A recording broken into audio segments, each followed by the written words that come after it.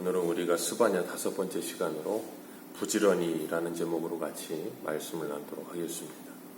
성경은 사람이 범죄하면 그 죄로 말미암아 우리의 영적인 눈이 가리워지고 영적인 감각이 무뎌져서 무감각한 상태가 된다라고 이야기합니다. 그리고 그 무감각해진 상태는 영적인 죽음의 상태라고 생각을 합니다. 그렇기 때문에 영적인 죽음의 상태에 있는 우리들은 그 죽음으로 말미암아 수치심이나 부끄러움이 없어지고 오히려 당당해지죠.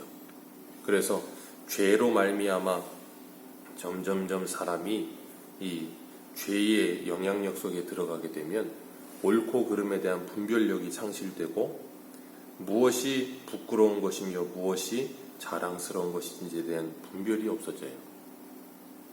그렇기 때문에 하나님께서는 우리들에게 끊임없이 하나님의 말씀을 통하여 무엇이 기준인지를 계속해서 말씀하고 계십니다. 그리고 하나님의 사랑이 무엇인지를 우리들에게 끊임없이 가르쳐주고 계시는 겁니다. 오늘 1절에 보면 패역하고 더러운 곳 포악한 그 성읍이 화 있을진저 그러셨어요. 패역하고 더럽고 포악한 그 성읍 그랬는데 그 패역하고 더럽고 포악한 그 성읍은 다른 열방 어디를 말하는 게 아니고 예루살렘 성을 말하고 계시는 거예요. 예루살렘 성이 하나님을 떠나버리고 나니까 패역하고 더럽고 포악한 성읍이 됐다 그랬어요. 그렇다고 해서 예루살렘을 둘러싸고 있는 어제 우리가 살펴봤던 모든 열방보다 무슨 죄가 더 극심했거나 아니면 어떤 무엇이 더 대단한 그런 모습이었기 때문에 그런 게 아니에요. 우리가 잘 알다시피 하얀 옷을 입고 가면 밖에 하얀 옷을 입고 나갔는데 식사 자리에 가서 식사를 하다 그 하얀 옷에 김치국물 하나만 탁 튀면 그 김치국물만 보입니다. 하얀 옷에 그 김치국물만 보이면서 뭐 하는가 하면 옷이 더러워졌다고 말을 해요. 그런데 어디 이렇게 밖에 나가서 일을 하는 작업복을 입고 일을 하다 보면 온 옷이 다 더러워지거든요. 밖에 흙에서 일을 하다 보니. 그러다가 식사를 하면서 김치국물 하나가 딱 떨어져도 그 김치국물만 보이지 않아요.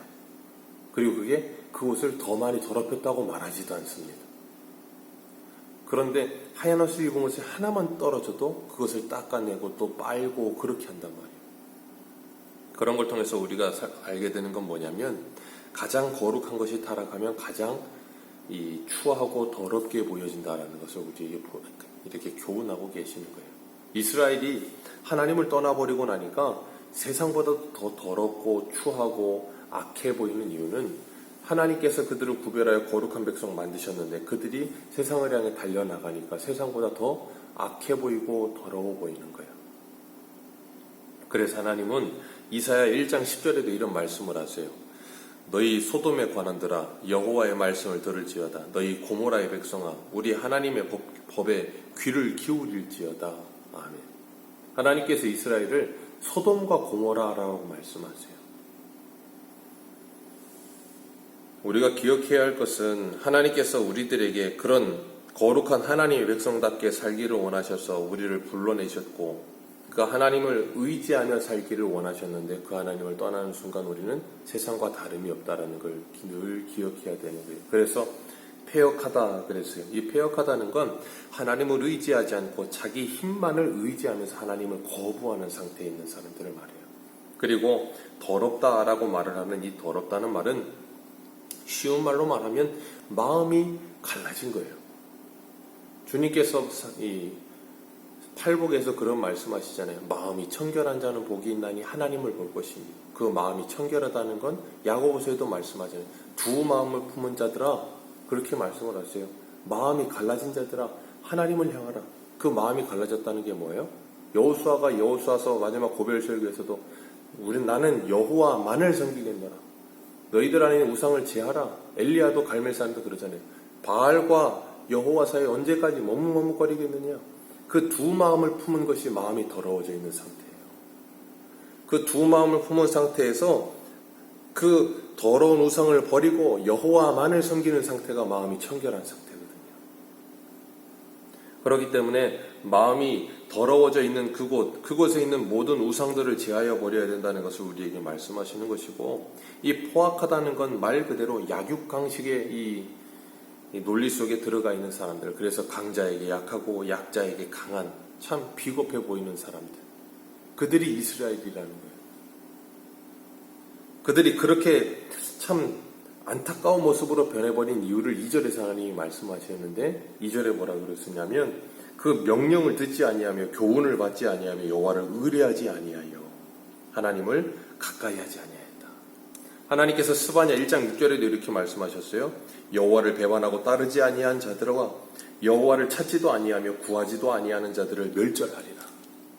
쉬운 말로 말해서 하나님과 관계가 끊어진 자들이에요. 하나님을 배반했고 찾지도 않고 구하지도 않고 하나님을 가까이 하지 않는 자들, 그러니 하나님과 당연히 닮아 있지 않죠.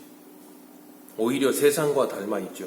성령의 열매가 맺혀지는 게 아니라 악령의 열매가 가득해지죠.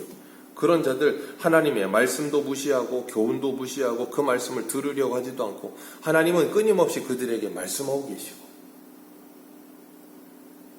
그러니까 하나님의 말씀을 듣지 못하니까 살아나지 않죠. 성경은 분명히 우리에게 말씀하고 있습니다. 하나님의 말씀을 듣는 것이 복이에요. 하나님의 말씀을 듣는 것이 생명입니다. 그래서 이사야 55장 2절에도 이런 말씀을 하시잖아요. 너희가 어찌하여 양식 아닌 것을 위해 은을 달아주며 배부르게 하지 못할 것을 위해 수고하느냐. 내게 듣고 들을지어다. 그리하면 너희가 좋은 것을 먹을 것이요 너희 자신들이 기름진 것으로 즐거움을 얻으리라. 너희의 영혼이 살아나리라. 그렇게 말씀하세요. 성경에서는 하나님의 말씀을 듣는 것보다 중요한 게 없다라고 우리에게 늘 말씀하고 계세요. 그래서 예수님도 귀 있는 자는 들을지어다. 계시록에서도 소아시아 7교회에게 항상 그 마지막에 하는 말씀, 귀 있는 자는 성령의 교회들에게 하시는 말씀을 들을지어다. 왜요? 로마서 10장 17절에 믿음은 들음에서 나며 들음은 그리스도의 모든 말씀으로 말미암으며.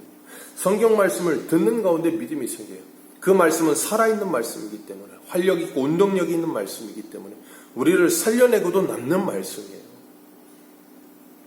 그렇기 때문에 우리는 언제든지 하나님의 말씀을 듣는 일에 힘써야 되는 겁니다.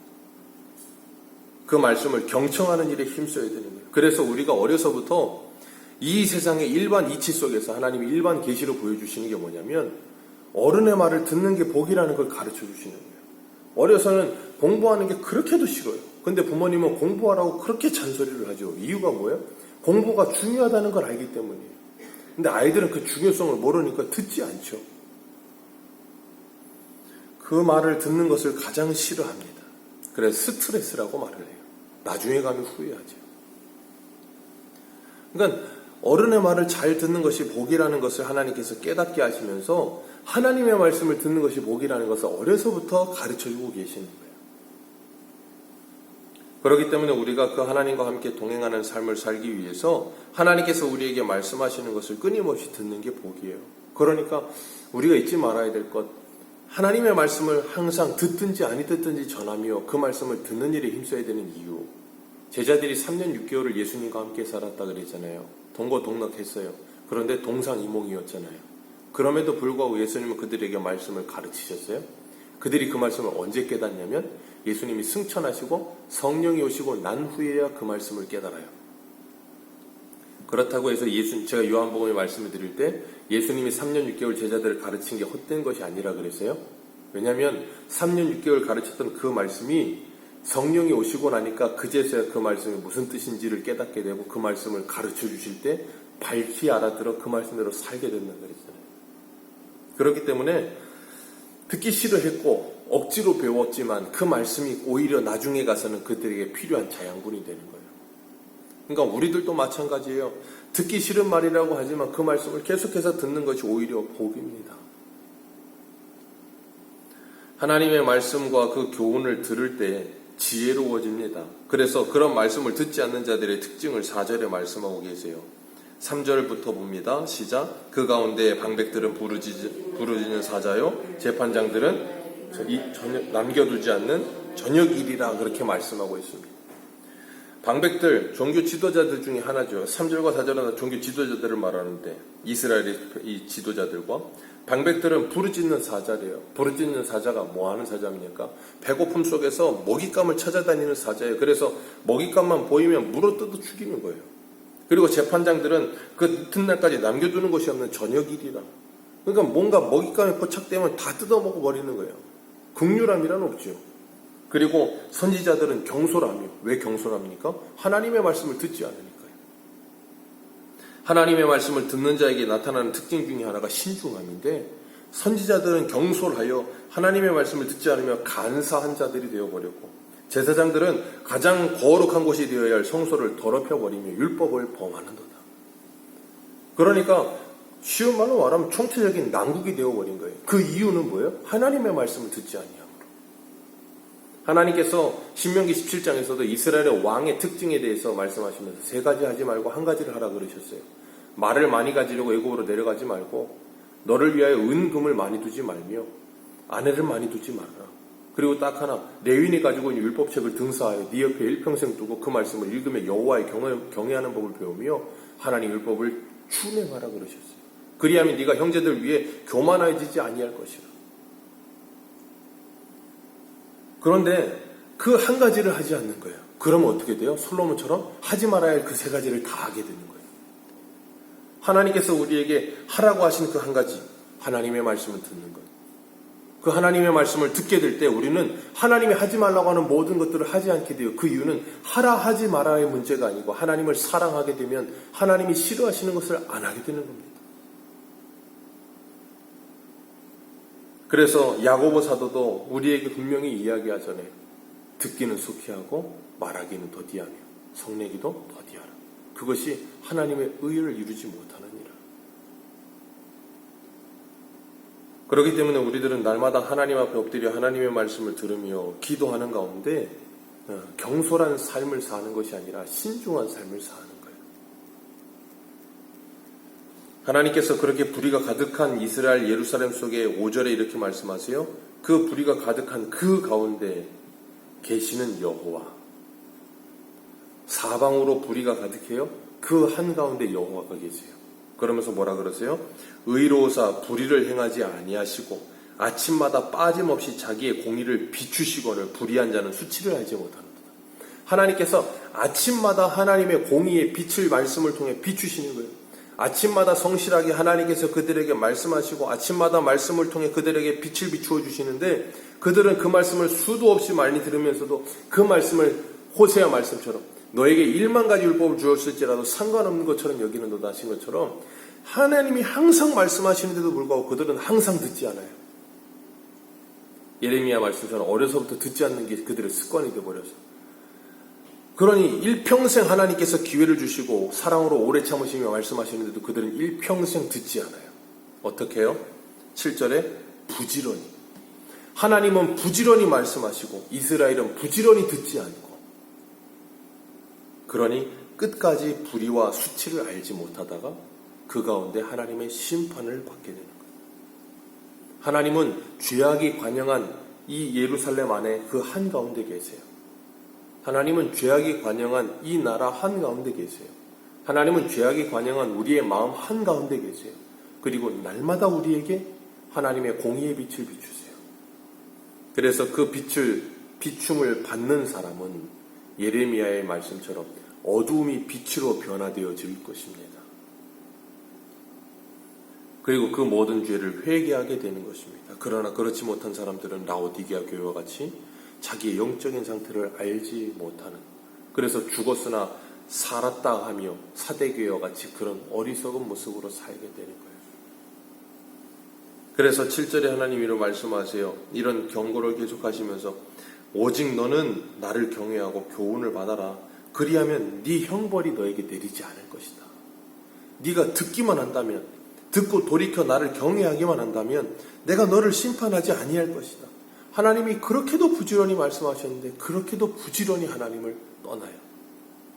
우리가 잊지 말아야 될 것, 우리가 성령에 충만하면 하나님 앞에 자원함으로 헌신하며 충성한다 그랬잖아요.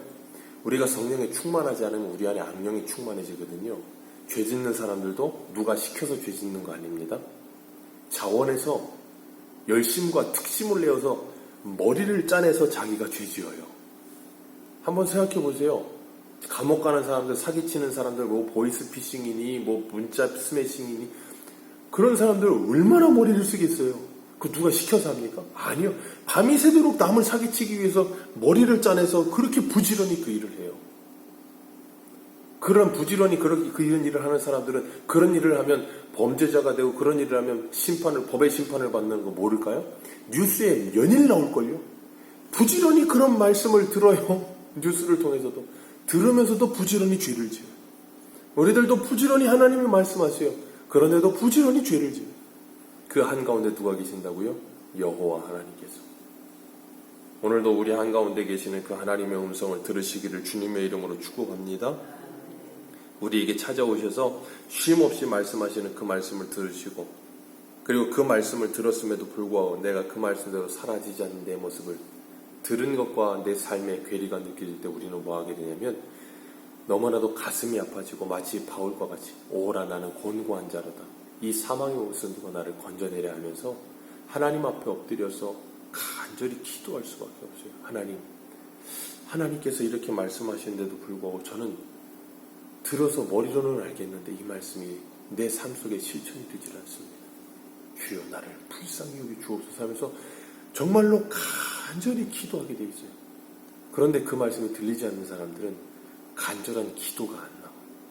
그러면 하나님의 은혜를 받을 기회가 없고 하나님의 은혜를 주셔서 그 삶을 변화시킬 하나님의 능력을 경험할 기회가 없어요. 그러니 그 사람들은 하나님과 함께 동행하는 삶이 느껴지지 않죠. 그러니까 뭐가 없어요? 간증이라는 게 없는 거죠. 삶의 변화라는 게 없는 거죠. 오늘도 그 하나님이 우리의 한가운데 서셔서 우리에게 부지런히 말씀하실 때 그 말씀이 들려져서 그리고 간절하게 부지런히 하나님을 찾으며 기도하여 하나님의 은혜를 받아 주님이 우리를 변화시켜 가시는 놀라우신 하나님의 능력을 경험하시기를 주님의 이름으로 축복합니다.